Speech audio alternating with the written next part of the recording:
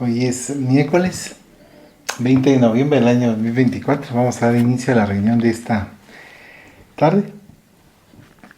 Vamos a elevar nuestro pensamiento hacia Dios. Rogamos al Señor, Dios omnipotente, que nos envíe buenos espíritus para asistirnos, aleje a los que pudieran inducirnos en error y que nos conceda la luz necesaria para distinguir la verdad de la impostura. Apartar también a los espíritus malévolos, encarnados o desencarnados, que podrían intentar poner la discordia entre nosotros y desviarnos de la caridad y amor al prójimo. Si alguno pretendiese introducirse aquí, hacer que no encuentre acceso en el corazón de ninguno de nosotros. Buenos espíritus que dignáis venir a instruirnos, hacernos dóciles a vuestros consejos, apartarnos de todo pensamiento de egoísmo, de orgullo, de envidia y de celos, inspirándonos indulgencia y benevolencia para nuestros semejantes presentes y ausentes, amigos y enemigos. Hacer, en fin, que en los sentimientos de que nos sintamos animados reconozcamos vuestra saludable influencia. Dad a los médiums a quienes encarguéis de transmitirnos vuestras enseñanzas la conciencia de la santidad del mandato que les ha sido confiado y de la gravedad del acto que han de cumplir, con el fin de que tengan el fervor y el recogimiento necesario. Si en la asamblea se encontrasen personas que fuesen atraídas por otro sentimiento que no sea el del bien, abrid sus ojos a la luz y perdonadles así como nosotros les perdonamos si vinieren con malas intenciones. Rogamos especialmente al espíritu de Genaro Valladolides, nuestro guía espiritual, que nos asista y vele sobre nosotros. Que así sea. Estamos leyendo el libro El hombre integral, psicografiado por Divaldo Pereira Franco y dado por el espíritu Joana de Ángeles. Hoy nos toca página 48, mitos. La historia del hombre es la consecuencia de mitos y creencias que él mismo elaboró para la supervivencia, para su pensamiento ético.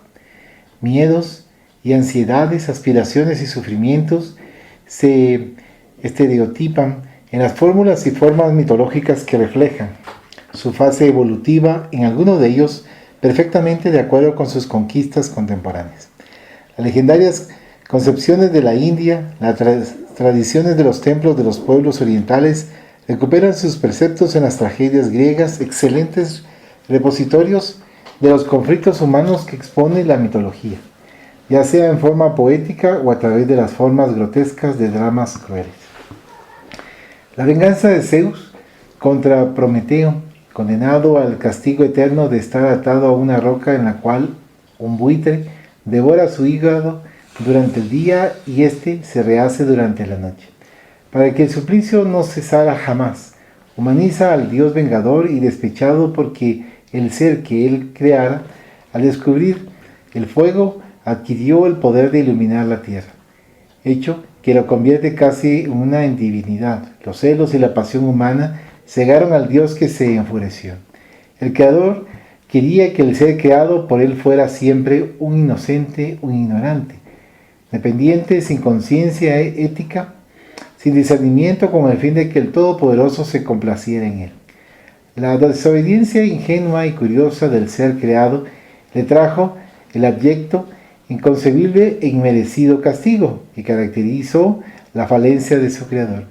Con pequeñas variantes vemos la misma manifestación en otros pueblos y doctrinas de contenido infantil que no se dan cuenta o no quieren encontrar el significado real de la vida, su profunda representación en la que se castiga a aquellos que desobedecen y prefieren la edad adulta de la razón, abandonando la infancia.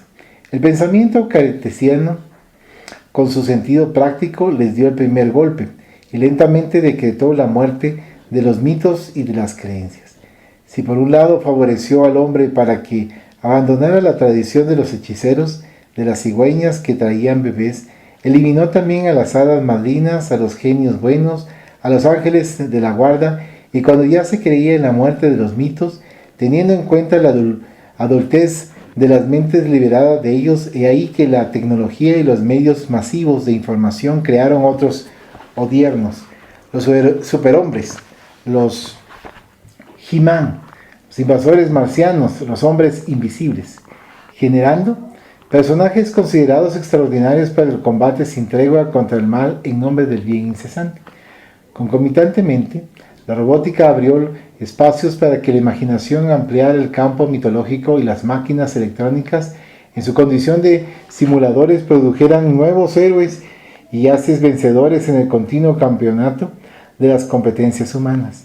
Al exacerbar el entusiasmo, transformó a la ficción en una realidad próxima y permitió que los jóvenes modernos confundan sus posibilidades limitadas con las remotas conquistas de la fantasía.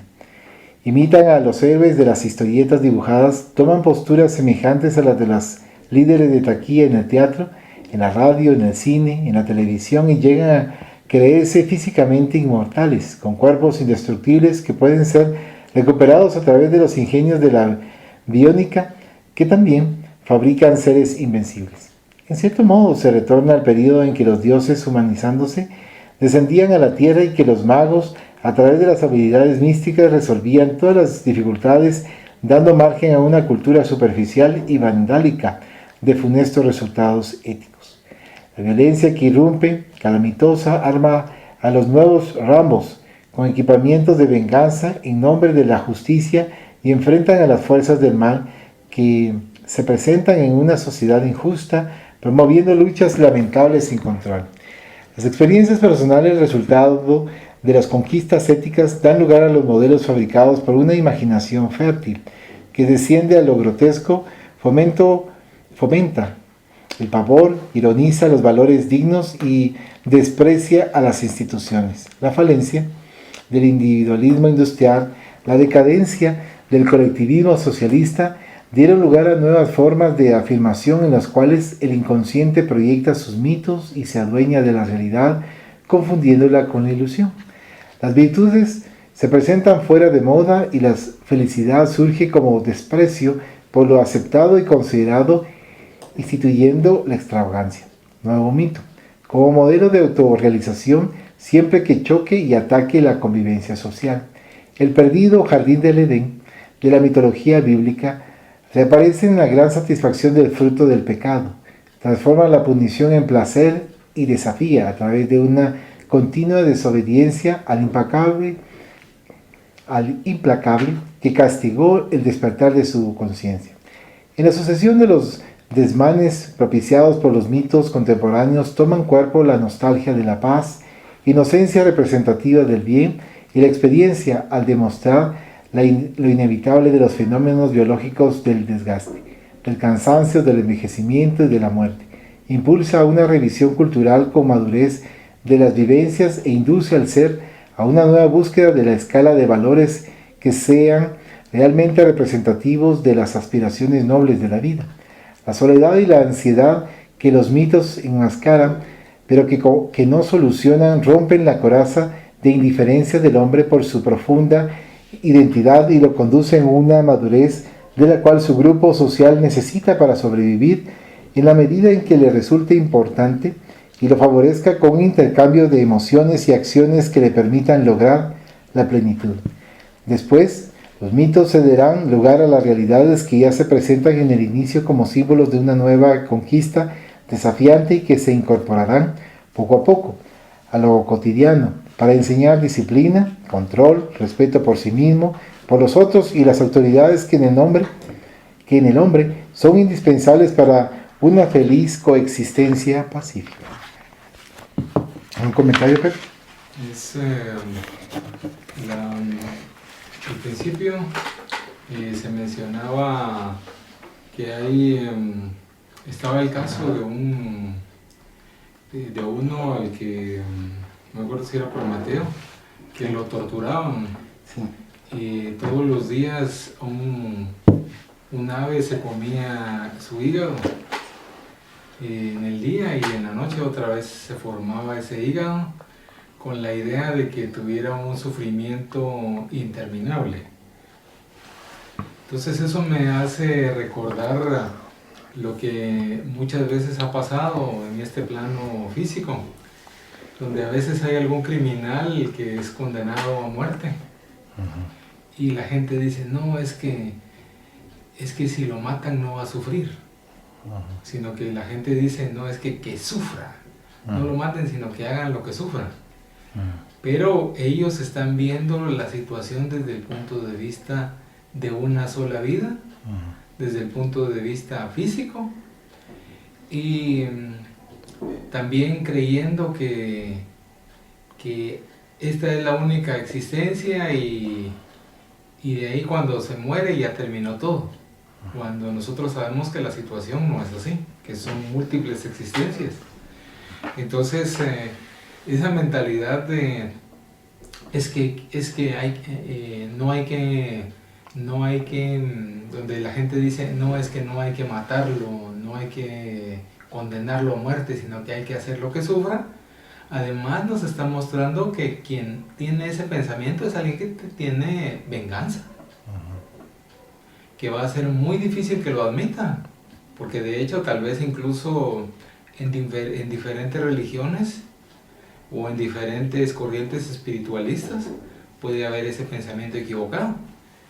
Y como por lo regular es difícil que alguien admita sus equivocaciones. Lo normal es ver para otro lado cuando se le dice a alguien las fallas que tiene. Entonces, considero yo que sí está bastante extendido ese error de pensar que si va a ser ejecutado o condenado a muerte no va a tener sufrimiento. Mentira, porque ya está, digamos, todo plasmado, está todo registrado en la ley kármica. Entonces no hay una hoja del árbol sin que Dios lo vea, o un cabello de nuestra cabeza no cae sin que Dios lo note. Entonces, por un lado está eso de que nada queda impune.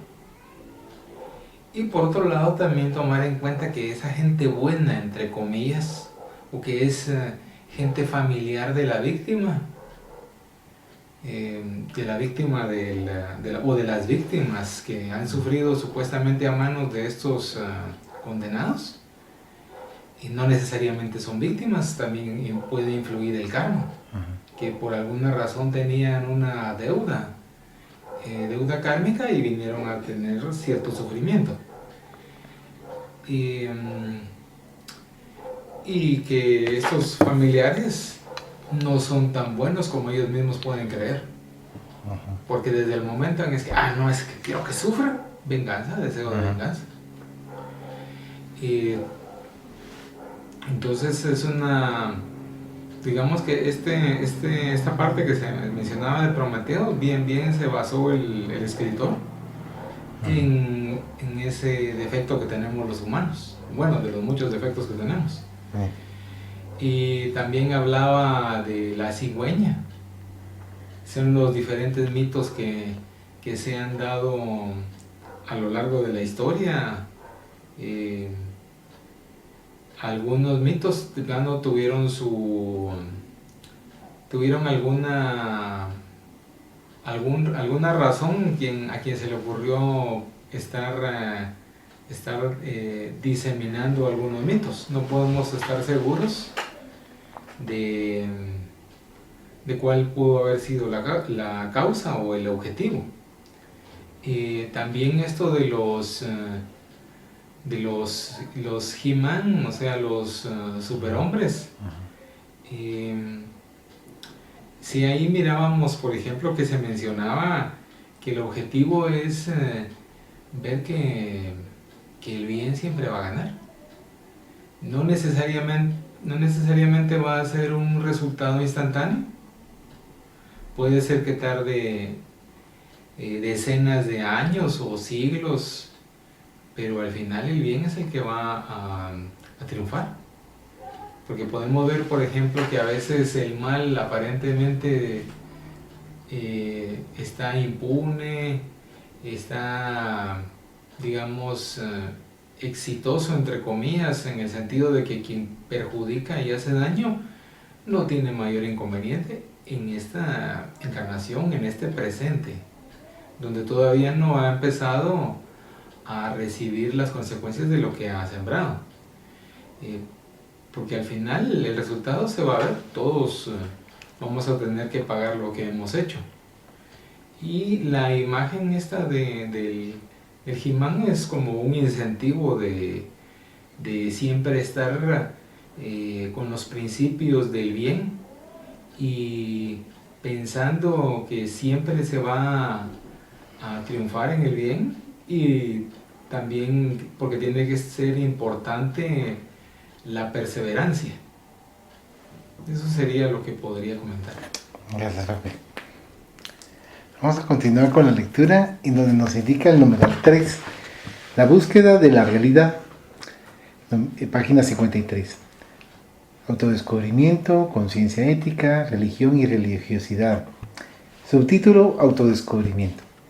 El esfuerzo para adquirir la experiencia de su propia identidad humanizada conduce al individuo al valioso proceso del autodescubrimiento.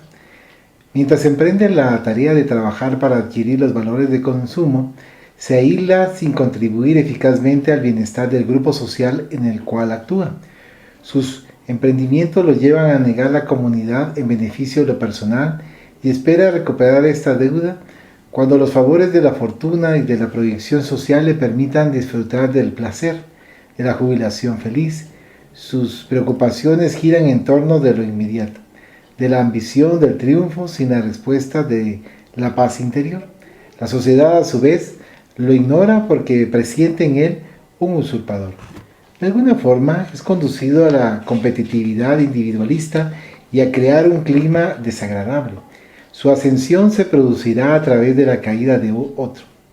Aunque no lo desee, de este modo se convierte en un adversario natural. Su producto vende en razón directa del aumento de las necesidades de los otros y su prosperidad se eleva como consecuencia de la contribución de los demás. Sus actividades no cesan en la lucha por ganar el pan diario.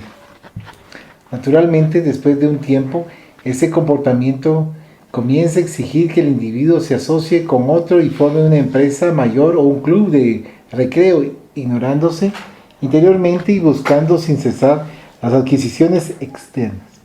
La ansiedad, el miedo, la soledad interior se vuelven habituales en él, de una por vez o simultáneamente, y ese estado lo desgasta, lo amarga. El hombre, debido a la necesidad de afirmarse en el emprendimiento al que se vincula, busca alcanzar lo máximo, aspira a ser el número uno y a veces lo logra. Sin embargo, la marcha inexorable del tiempo disminuye sus resistencias, mina su competitividad y es sustituido por nuevos competidores que lo dejan al margen. Aunque haya logrado lo máximo, los socios actuales lo consideran superado, perjudicial para la organización por falta de actualización, y los hijos le conceden puestos honrosos, distracciones doradas, disponibilidad de dinero a cambio de que no interfiera en los negocios. Inevitablemente se produce el descubrimiento de su inutilidad, que le produce gran impacto emocional, angustia o agresividad sistemática como mecanismo de defensa de lo que supone le pertenece. Realmente, el hombre no se conoce, identifica y persigue metas exteriores, disimula los sentimientos mientras se extenúa en la realización personal sin la correspondiente identificación interior. La experiencia en todos los casos es el medio que propicia el autoconocimiento por los descubrimientos que ofrece a aquel que tiene la mente abierta a los valores morales internos. Esa experiencia demuestra la poca importancia de muchas conquistas en salud, materiales, económicas y sociales ante lo inexorable de la muerte, ante la imposición de las enfermedades, especialmente las de la naturaleza irreversible, ante los golpes afectivos, porque se encuentra desguarnecido sin las resistencias necesarias para soportar las vicisitudes que a todos sorprenden. El hombre posee admirables recursos interiores aún no explorados que duermen en potencia. Aguardando su desarrollo, su conquista, le posibilita el autodescubrimiento, el encuentro con su realidad legítima y, como efecto, con sus aspiraciones reales, aquellas que se convierten en soporte de resistencia para la vida y que lo proveen con los bienes inagotables del espíritu.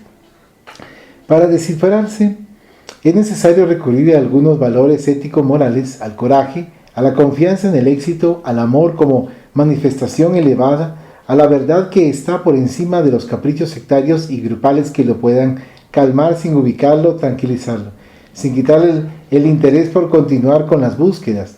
Lograda la primera meta, una nueva se le presenta continuamente, teniendo en cuenta lo infinito de la sabiduría y de la vida. Es del agrado de algunas personalidades neuróticas huir de sí mismas, ignorarse o no saber qué es lo que sucede con el fin de no sufrir. El sueño, engaño, la fuga perturba, la ignorancia amedrenta, lo desconocido produce ansiedad y todos ellos son estados de sufrimiento. El parto produce dolor, pero recompensa con el bienestar porque da oportunidad a la vida. El autodescubrimiento es también un proceso de parto que impone valentía para el acontecimiento que libera. Examinar las posibilidades con decisión y enfrentarlas sin mecanismos de disculpas o de fuga constituye el paso inicial. En la tragedia de Sófocles, Edipo desea conocer su origen, impulsado más por la curiosidad que por el coraje, al ser informado que era hijo del rey Layo, a quien había matado, para casarse con Yocasta, su madre. Se desequilibra y se arranca los ojos. Al cegarse huye de su realidad, de su autodescubrimiento y se pierde, incapaz de superar la dura verdad. La verdad es el encuentro con el hecho que debe ser digerido de modo tal que permita rectificar el proceso cuando es dañino o proseguir vitalizándolo para que se amplíe en beneficio general. Al ignorarse, el hombre permanece en la inseguridad cuando evita aceptar su origen, cae en el fracaso, en la desdicha. Además, el origen del hombre es de procedencia divina. Remontarse a los comienzos de su razón con serena decisión de descubrirse debe ser para él un factor de estímulo para tentativa. Reforzar su coraje para levantarse cuando caiga, el ánimo de proseguir si surgen conspiraciones emocionales que lo intimidan, forman parte de su programa de enriquecimiento interior. El encuentro consigo mismo ofrece satisfacciones estimulantes, saludables. Ese esfuerzo debe ser acompañado por una inevitable confianza en el éxito, puesto que es la ambición natural del ser pensante invertir para ganar, esforzarse para recoger buenos resultados. Ciertamente, el triunfo no se produce en forma prematura, ni es necesario que eso suceda. Hay ocasiones para sembrar y emprender y otros momentos para cosechar y tener respuesta. Lo que no se debe temer es el atraso de los resultados, perder el estímulo porque los frutos no se presentan o aún no tienen el agradable sabor esperado. Repetir la tentativa con la lógica de los buenos efectos, conservar el entusiasmo, son medios eficaces para identificar las propias posibilidades que siempre crecen más cuanto más se aplican. Junto al recurso de la confianza en el éxito se profundiza el sentimiento del amor, del interés humano, de la participación en el grupo social, que brinda como resultado la forma de respeto por sí mismo, de afecto por su propia persona, porque es un ser importante en el conjunto general. En la actualidad, mucho se discute la cuestión de las conquistas éticas y morales, y se intenta explicar que la falta de sentimiento y de amor son los responsables de los desatinos que perturban a la sociedad. Tienen razón aquellos que piensan de esta forma. No obstante, no parece que la causa más profunda del problema radica en la dificultad de discernir sobre los valores humanos. El cuestionamiento respecto de lo que es esencial y de lo que es secundario invirtió el orden de las aspiraciones, confundió los sentimientos y transformó la búsqueda de sensaciones en realización fundamental, relegando a plano inferior las manifestaciones de la emoción elevada, en la cual lo bello, lo ético, lo noble se expresan en forma de amor que no embrutece ni violenta. La experiencia del amor es esencial para el autodescubrimiento, puesto que solamente a través de él se rompen las corazas del ego, del primitivismo que aún predomina en la naturaleza humana. El amor se expande como fuerza co-creadora y estimula todas las manifestaciones y formas de vida. Como posee vitalidad, la multiplica tanto en aquel que lo desarrolla como en la persona a quien va dirigido, energía viva, pulsante. Es el hálito de la vida y la sustenta. Su adquisición exige esfuerzo bien dirigido que deriva de una acción mental equilibrada.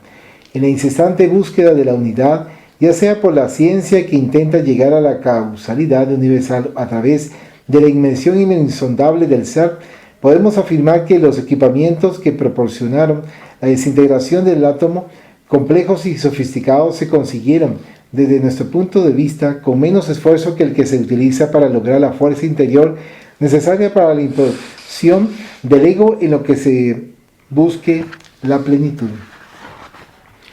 La formidable energía detectada en el átomo que favorece el progreso sirvió al comienzo para la guerra y aún constituye una amenaza destructora, porque aquellos que la descubrieron no realizaron una adquisición equivalente en el sentimiento, en el amor, que los condujera a pensar más en la humanidad que en sí mismo y en los suyos. Amar se convierte en un hábito edificante que conduce al renunciamiento sin frustración, al respeto sin sumisión humillante, a la comprensión dinámica, porque se revela como una experiencia de alta magnitud, siempre mejor para quien lo exterioriza y se nutre de él. En la realización del emprendimiento afectivo surge el desafío de la verdad, que es la meta siguiente. Nadie puede detener a la verdad ni poseerla en forma absoluta. No nos referimos solamente a la verdad de los hechos que la ciencia comprueba, sino a aquella que los torne veraces. Verdad y veracidad que dependen del grado de madurez de la persona y de su valentía para asumirla. Cuando se trata de una verdad científica para ser aceptada, depende de la honestidad de quien la presenta, de sus valores morales. Para eso es indispensable la probidad de quien la revela, ya que no es solamente fruto de la cultura o del intelecto, sino de una alta sensibilidad para percibirla. La encontramos en personas culturalmente humildes, pero íntegras, y escasea en individuos eruditos, pero hábiles en el arte de engañar. La verdad le proporciona al hombre el valor de volver a empezar innumerables veces la experiencia equivocada hasta lograr el acierto. Se hierra tanto por ignorancia como por rebeldía. En la ignorancia, aún así, siempre hay una intuición de lo que es verdadero, debido a la presencia interior de Dios en el hombre. La rebeldía genera la mala fe, y esto llevó a Nietzsche a afirmar, con cierta amargura, errar es cobardía. Ante la cómoda opción de quien elige lo agradable del momento sin el esfuerzo de la valentía para luchar por lo que es cierto y verdadero. La adquisición de la verdad permite que madure el hombre que la elige y se habitúe a su fuerza liberadora, porque solamente hay libertad real, si esta es la consecuencia de aquella que lo torna humilde y fuerte, abierto a nuevas conquistas y a niveles superiores de comprensión. Este es del título, Autodescubrimiento. ¿Algún comentario? Aquí en el autodescubrimiento se podría tomar el autoconocimiento. Porque, digamos, se va descubriendo a sí mismo, entonces se va conociendo a sí mismo. Y había una parte que mencionaba que el hombre no se conoce, y es cierto, porque hay muchas cosas que no sabe uno de uno mismo, y me viene a la mente aquella frase de conócete a ti mismo. Entonces, por ejemplo, me pueden decir a mí, mira, ¿qué harías en tal situación? Yo podría decir, haría tal y tal cosa. Pero también podría decir, no sé qué es lo que haría. O sea, digamos, puede ser que, por ejemplo, en un caso de defensa propia, digamos, que me dicen a mí, mira, ¿qué harías en un caso de defensa propia? ¿Te quedarías así estático o reaccionarías? Entonces yo podría decir, no, yo no reaccionaría por lo que conozco del Evangelio, poniéndome a mí de ejemplo. Entonces, pero a la hora de que haya una situación difícil, puede ser que yo reaccione así como estoy diciendo, que me quedaría estático. Y pensando en aplicar lo del Evangelio, de mantener paz y no echarle más problemas a la situación en la que pueda estar. Pero digamos, puede haber alguien, por ejemplo, alguien que sea militar que ha recibido entrenamiento militar y sabe muy bien cómo actuar en una defensa propia. Pero puede ser que yo le pregunto, mire, ¿qué haría usted en un caso de defensa propia? Entonces me dice, pues yo tengo entrenamiento militar y sé muy bien cómo reaccionar. O sea, el entrenamiento militar, digamos, es reaccionar para sobrevivir. No es, ahí digamos que no estamos tomando en cuenta el Evangelio. Pero puede ser que a la hora de que este militar esté en una situación difícil, porque no todos los militares, digamos, tienen solo su pensamiento militar. Hay muchos que tienen pensamiento espiritual también y no se están metiendo a la carrera militar por intereses, sino que por vocación, por pensar en cuidar al prójimo. Entonces, está en una situación de, digamos, de defensa propia, y puede ser que, digamos, en este caso el militar no reaccione como militar, sino que conforme a lo que aprendió del Evangelio. Entonces, que se quedara, digamos, así,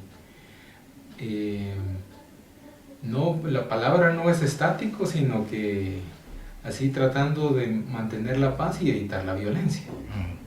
Entonces, en este caso, nos estaríamos dando cuenta de que él pensaba que en una situación de peligro iba a reaccionar como militar. Pero llegó el momento en el que se dio esa situación y la fe, los principios y también el apoyo de las entidades hicieron que este militar tuviera bastante conciencia, bastante entendimiento y pensara, bueno, yo aquí voy a tratar de que las cosas se mantengan por la paz, y como último recurso voy a usar mi entrenamiento militar. O sea, en este caso estamos viendo una revelación positiva, porque él al principio cuando yo le pregunto, mire, ¿qué haría usted? Entonces primero me habla de su pensamiento militar, pero más adelante se da la situación donde no reaccionó como militar, sino que reaccionó como un cristiano. Entonces ahí estamos viendo una bonita revelación. Y lógicamente, al estar en una situación así, donde el militar se da cuenta que pudo más su cristianismo, considero yo que eso sería una satisfacción interna muy positiva y alimentadora para él. Pero también se puede dar el caso de los que tenemos el conocimiento espiritual, o sea, de lo espiritual y del espiritismo también, que alguien diga, no, es que asesinato, eso yo no lo hago. Pero ya estando en una situación donde está su adrenalina, su supervivencia, viene y no piensa en posibilidades, sino que lo primero que hace es eliminar a quien es un peligro o una amenaza para él. Entonces ahí estamos teniendo una revelación negativa, porque esta persona, digamos, que tenía conocimiento espiritual, pensaba que por todo lo que había aprendido del Evangelio y del prójimo y de la enseñanza espiritual, iba a ser incapaz de hacerle daño a otro ser humano. ¿Y qué es lo que puede suceder? Que viene, elimina a ese ser que lo considera una amenaza, y de ahí no se pone a reflexionar. A la gran, yo no creí que fuera capaz de esto. Por lo regular no reflexiona, sino que lo que hace es bloquear ese recuerdo, o no tocar el tema, entonces ahí estamos viendo a alguien que no quiere aceptar como es realmente. No quiere decir eso que porque se equivocó en haber reaccionado violentamente está condenado a seguir así. Oportunidades hay para que repare y para que, digamos, si no es en la situación ideal, pero reparar de alguna manera lo que hizo. Entonces, le sirve de un aprendizaje malo, un aprendizaje de una experiencia fea, porque se podría decir que perdió la prueba, pero puede aprender de eso a pesar de que haya perdido. Y se ve mucho, por ejemplo, que alguien comete una falta y al darse cuenta de que cometió una falta que no creía capaz de hacer, o que decía, es que yo soy incapaz de hacer tal cosa, de ahí está en la negación que se mencionaba en la lectura también, empieza a estar negándoselo. No, es que esto fue yo fallé, pero fallé por tal cosa, fallé por tal otra, fallé por esto, fallé por lo otro. Es que esto no hay que tomármelo en cuenta porque yo soy buena persona. Error. No está aprendiendo de la mala experiencia que tuvo. Lo único que puede provocar es que vuelva a caer en lo mismo. Se le olvida lo que hizo y de ahí, como no tiene el aprendizaje, así digamos, en la conciencia, o no está consciente del aprendizaje de la obra de la prueba que perdió, puede volver a caer en lo mismo. Entonces, miramos la negación y lo podemos ver también en cosas que no sean tan digamos, delicadas como una defensa propia, sino que, por ejemplo, la hipocresía, la falsedad.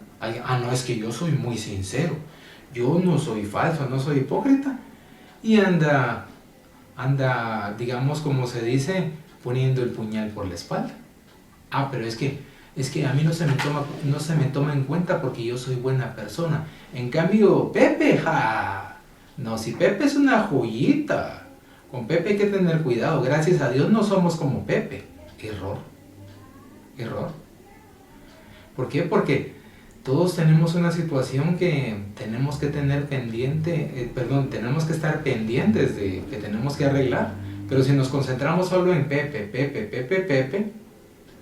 todo lo que hacemos nosotros lo vamos a ver bonito porque no vamos a ser tan malos como Pepe. Entonces,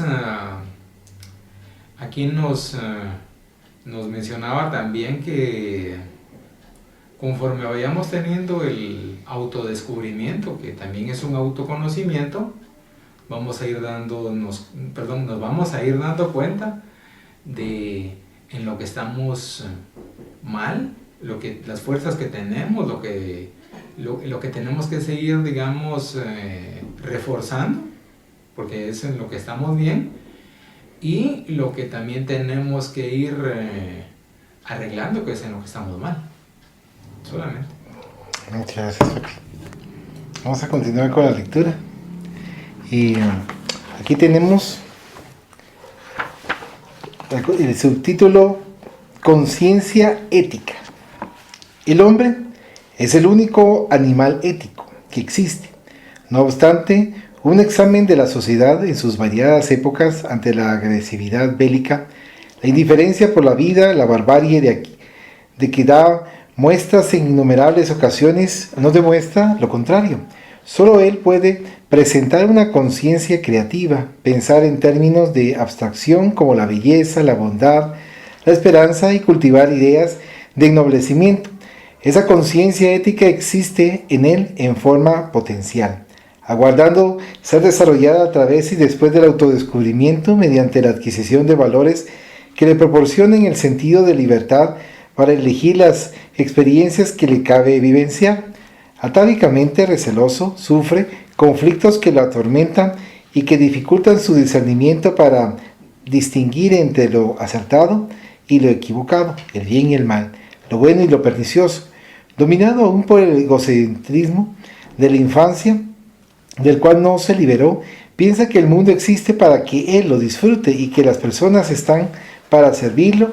Por eso disputa y toma por la fuerza lo que supone le pertenece por derecho ancestral. Sin embargo, deberá recorrer diversos caminos para que la autoconciencia le revele las adquisiciones éticas indispensables, la afirmación de sí mismo, la introspección, la madurez psicológica y la autovalorización, entre otras. El negarse a sí mismo del evangelio que le permite a las personalidades patológicas sumergirse en el abandono del cuerpo y de la vida, en el cruel reacción porque se carece de un objetivo libertador, aparece aquí como mecanismo de fuga de realidad, como miedo de enfrentar a la sociedad y de luchar para conseguir su lugar al sol, como miembro activo y útil de la humanidad que necesita crecer gracias a su ayuda. Este concepto cristiano mantiene sus raíces en la necesidad de negarse al ego prepotente y dominador, al sometimiento del prójimo en favor de sus pasiones con el fin de seguir a Cristo, que aquí significa la verdad que libera. El desprecio por sí mismo, literalmente considerado, constituye una reacción de odio y de resentimiento por la vida y por la humanidad, y la mortificación del cuerpo ante la imposibilidad de flagelar a la sociedad. El hombre, que se fortalece mediante la acción bien encausada, conquista resistencias para preservar en la búsqueda de las metas que establece y madura su conciencia ética de la responsabilidad y del deber. Esto lo habilita para aspirar logros más audaces. De esa manera rompe los grilletes de la timidez y sale de la cárcel de la preocupación a veces patológica de parecer bien, de ser considerado como una persona realizada o de vivir huyendo del contacto social, o por el contrario, canaliza la agresividad, la impetuosidad que posee para superar los impulsos ansiosos y aprende a convivir equilibradamente y en grupo en el cual haya respeto entre sus miembros, sin dominadores ni dominados. Logra el sentido de planeamiento de sus acciones, crea un ritmo de trabajo que no lo agote en exceso ni lo reblandezca en la sociedad y participa del esfuerzo general para su progreso y el de la comunidad. Adquiere un concepto lógico de tiempo y de oportunidad para la realización de sus emprendimientos que le permite confiar con tranquilidad en el resultado de los esfuerzos realizados.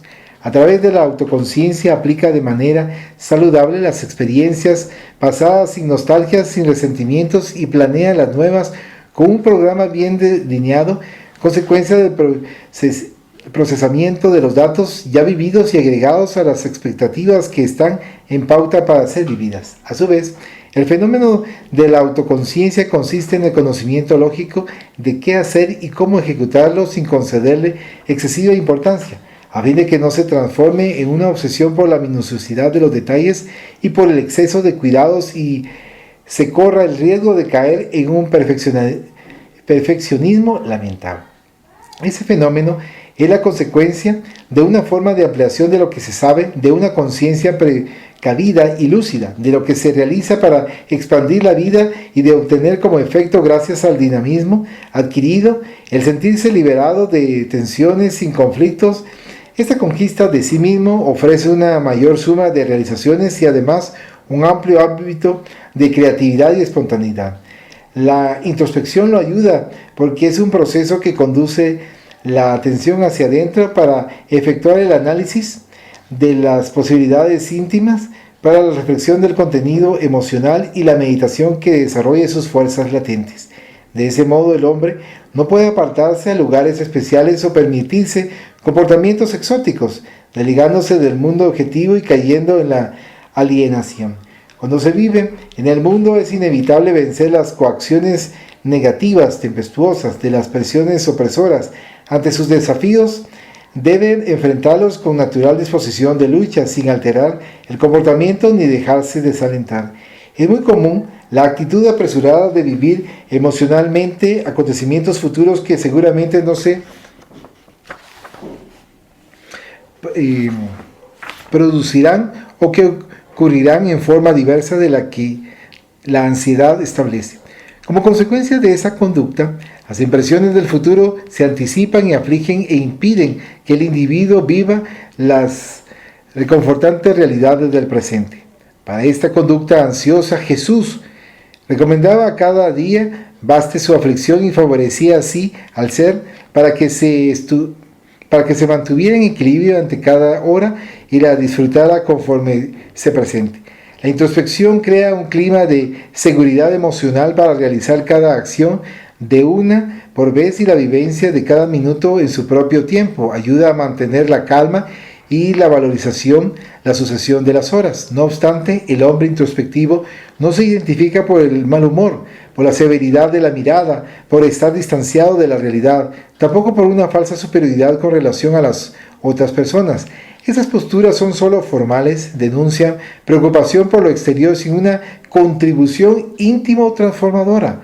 Por el contrario, se manifiesta con peculiar luminosidad en el rostro y en la mirada, es comedido o actúa conforme el momento, pero sin perturbarse ni perturbar, transmitiendo serenidad, confianza y vigor. La introspección se convierte en un acto saludable, no en un vicio o evasión de la realidad.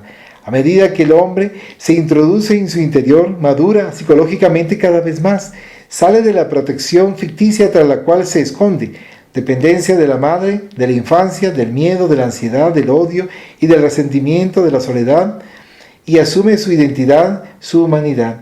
Las acciones humanistas son el paso que revela la conciencia ética en el individuo que ya no se contenta con la experiencia del placer personal, egoísta, sino que se da cuenta de las necesidades que existen a su alrededor que operan su contribución. En ese sentido, su humanidad se expande, porque percibe que la felicidad es un estado de bienestar que se irradia y que alcanza a otros individuos. En vez de contraerse en detrimento del prójimo, como la luz, se expande en todas las direcciones sin perder la plenitud del centro desde donde se agiganta.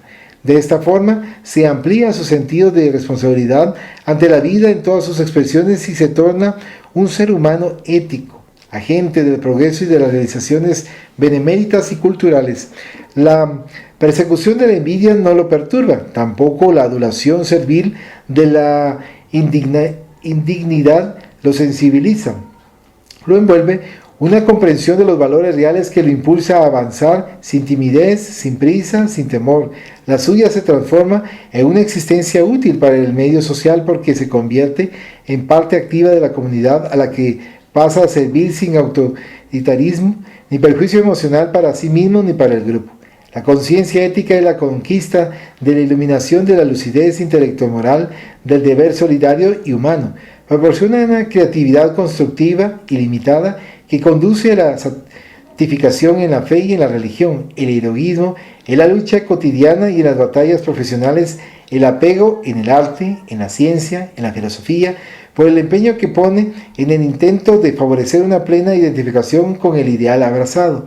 San Vicente de Paúl, Nietzsche, Allan Kardec, Freud, Switzer, Cézanne son diversos ejemplos de hombres que adquirieron un estado de conciencia ética aplicada en favor de la humanidad. El título es Conciencia ética. Aquí habla, digamos, que está la conciencia ética y considero que hay que tener presente que puede ser relativa. Porque para alguien, digamos, la conciencia le impide hacer ciertas cosas que le pueden parecer que están mal y otra persona puede decir esto no está tan mal como parece. Entonces considero que hay que tomar esto en cuenta. Como a veces a alguien le dicen a uno, mira, revisa en tu conciencia, pero no es lo mismo una conciencia de un ser que está más inclinado hacia lo malo que un ser que está más inclinado hacia lo bueno. Tienen una conciencia diferente y van a analizarlo desde una conciencia distinta. Y con la ética, considero que sí hay que apegarse bastante a la ética y siempre hay que estar vigilante. Porque tenemos que ver que esta ética esté apegada a los principios del Evangelio, a los principios de la moral, sí, de no hacerle al prójimo lo que no queremos que el prójimo nos haga. Y hay que estar bastante vigilante con esto. Y también había otra parte que era el discernimiento del bien y el mal. Aquí volvemos otra vez a lo relativo de la conciencia, porque yo considero que es variable. Por ejemplo, puede ser que hay a quienes vean que hablar mal de otra persona está Está bien. Digamos, que es una manera de perjudicarle. Pero otra persona puede decir, no, si solo se habla mal de la persona, no se le está haciendo nada. Entonces ahí estamos viendo que hay un discernimiento diferente del bien y el mal. O sea, estamos viendo que hay una conciencia diferente. Entonces tenemos que ver que este discernimiento esté bastante apegado al Evangelio. Así vamos a tener un buen resultado. También había otra parte que mencionaba preocupación patológica de parecer bien. Con esto considero que también hay que tener cuidado, porque, digamos, alguien puede decir, no, es que yo no soy mala persona, entonces no me voy a acercar a Pepe, por ejemplo. No me voy a acercar a Pepe porque dicen que dime con quién andas y te diré quién eres. Entonces, en este sentido, cuando se está juzgando a alguien solo por la apariencia, no se está viendo realmente cómo es. Porque, por ejemplo, en el caso de nuestro papá, él en varias oportunidades tenía una cara bastante seria. Entonces a veces le preguntábamos que si estaba molesto y él decía que no estaba molesto. Simplemente podría ser una preocupación que le producía tener un cierto tipo de expresión, o incluso un malestar físico también. Si tenemos, por ejemplo, fiebre o algún dolor físico, eso también nos va a cambiar la expresión de la cara. No necesariamente porque estemos teniendo algún mal sentimiento. Entonces, esto, digamos, era por el hecho de que no hay que guiarse solo por las apariencias y tampoco solo porque lo que nos dicen los demás. Entonces, venía por el hecho de la preocupación patológica de parecer bien, que hay quienes dicen, no, es que yo solo me junto con buenas personas porque yo soy buena persona. Error. Porque estamos viendo que prácticamente solo está teniendo una máscara. Y debemos tener cuidado de no caer en esto y tratar de no estar esparciendo algo, o permitiendo que se extienda un error de este tipo, por ejemplo.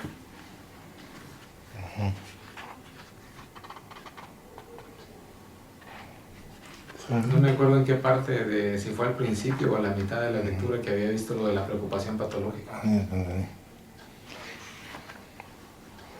¿Alguna otra observación? Solamente.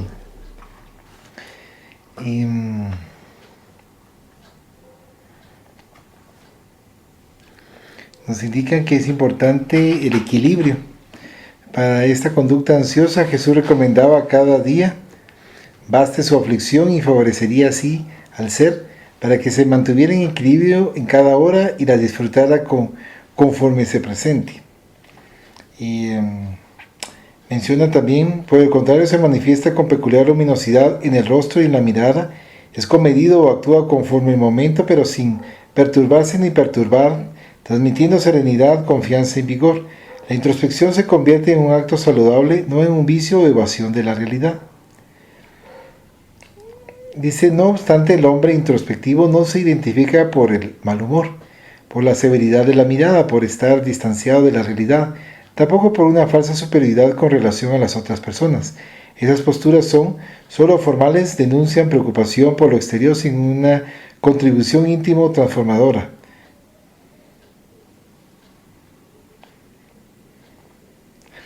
Dice, a medida que el hombre se introduce en su interior, madura psicológicamente cada vez más. Sale de la protección ficticia tras la cual se esconde, dependencia de la madre, de la infancia, del miedo, de la ansiedad, del odio y del resentimiento, de la soledad, y asume su identidad, su humanidad.